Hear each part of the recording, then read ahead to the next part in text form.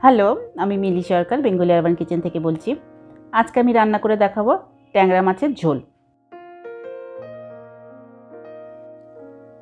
আমরা প্রায়শই মাছ রান্না করে থাকি, তার মধ্যে ট্যাংরা মাছও একটা, যেটা প্রায় সবার ঘরে হতে থাকে। সেটাই আমি আজকে এখানে খুব সহজভাবে রান্না করেছি। আসুন দেখি আমি কিভাবে আজকে এটা বানাচ্ছি।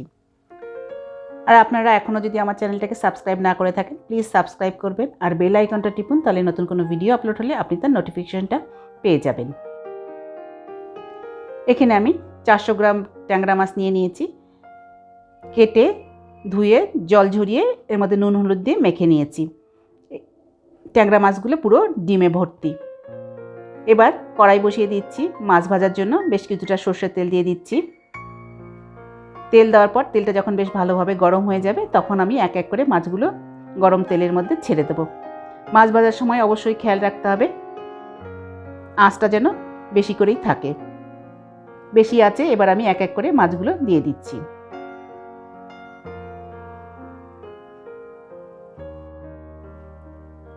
সবগুলো মাছ কড়াইতে দিয়ে দেওয়ার পর কিছুক্ষণ অপেক্ষা করব। একটা পাশ হয়ে গেলে তারপরে আমি মাছগুলোকে সব উল্টে দেবো ধীরে ধীরে। দেখুন, সবগুলো মাছ দিয়ে দিয়েছি কড়াইতে। একটা পাশ ভাজতে মোটামুটি 4 থেকে 5 মিনিট মতো সময় লাগবে। একটা পাশ ভাজা হয়ে গেছে। এবার আমি আস্তে আস্তে এগুলোকে উল্টে দেব।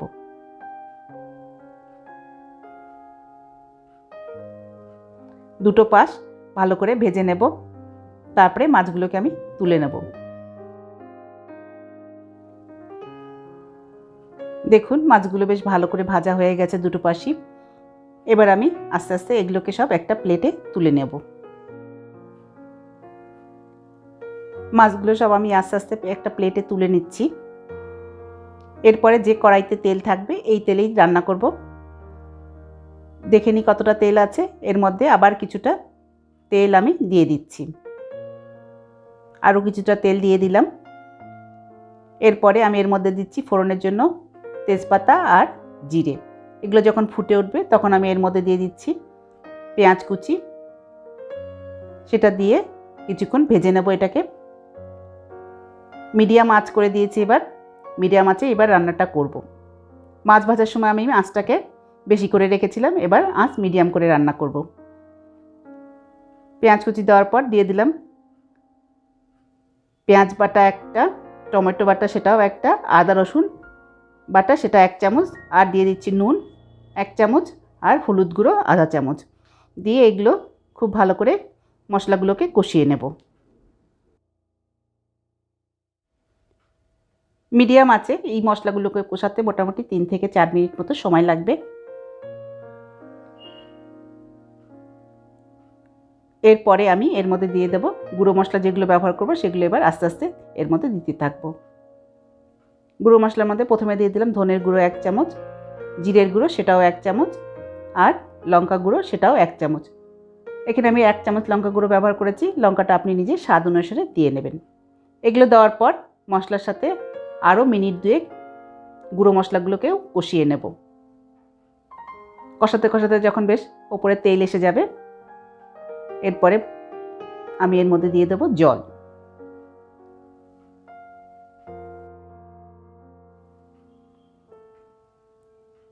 এখানে আমি ঝোলের জন্য 1.5 কাপ মতো জল ব্যবহার করেছি। আপনার যেরকম ঝোলের দরকার সেই হিসেবে আপনি জলটা দিয়ে নেবেন। জল দেওয়ার পর দিয়ে দিলাম সামান্য একটু নুন আর একটু দিলাম হলুদ গুঁড়ো। দেওয়ার পর আবার একটু নেড়ে দিচ্ছি। তারপরে এটাকে ঢাকা দিয়ে দেব। ঢাকা দিয়ে মিনিট 3 এটাকে ফুটতে দেব। তারপরে ঢাকা সরিয়ে এবার আমি এর মধ্যে দিয়ে দেব আগে থেকে যে ভেজে রেখেছিলাম মাছগুলো, সেগুলো সবগুলোই আমি এর মধ্যে দিয়ে দিলাম। মাছগুলো দিয়ে সামান্য একটু নেড়ে দিচ্ছি। এরপরে আমি এর মধ্যে দিয়ে দেব গরম মশলার গুঁড়ো। এখানে আমি 1 চামচ গরম মশলা গুঁড়ো ব্যবহার করেছি, সেটা এবার দিয়ে দিলাম। গরম মশলা গুঁড়ো দিয়ে তারপরে এটাকে ঢাকা দিয়ে দেবো, যাতে গরম মশলার গুঁড়োর গন্ধ সুন্দর এসে যায় আর মাছগুলো ঝোলের সাথে সেদ্ধ হয়ে যায়। এবার আমি এটাকে ঢাকা দিয়ে দেব। ঢাকা দিয়ে এটাকে আরও 2 থেকে 3 মিনিট আরও ফুটতে দেব।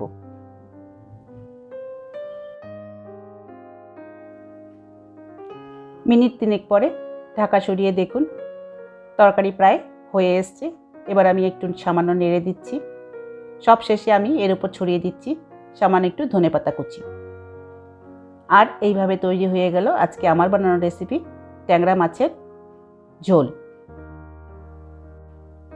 এবার আপনিও খুব সহজে বানিয়ে ফেলুন এইভাবে ট্যাংরা মাছের ঝোল। এটা আশা করি ছোট বড় সবাই খেতে পছন্দ করবে। মাছের সাইজটাও বেশ ভালো, আর এটাকে ভাজাও হয়েছে বেশ ভালো করে। ডিম ভরা ট্যাংরা আশা করি সবাই খেতে পছন্দ করবে।